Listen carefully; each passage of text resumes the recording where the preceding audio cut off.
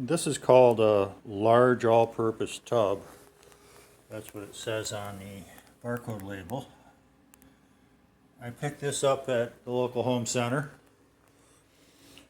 and I found that it works really good as a drain pan when you're draining antifreeze. Normally when you're draining antifreeze, well, it's pretty common that it's going to just spill all over the place.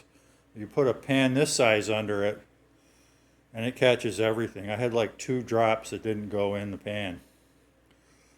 And I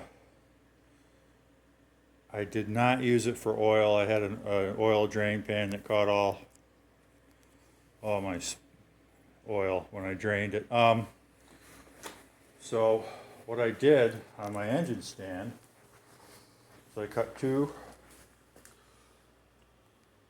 pieces of 2x4 to bridge from the front leg to the back leg, and I clamped it on the back with C-clamps like so.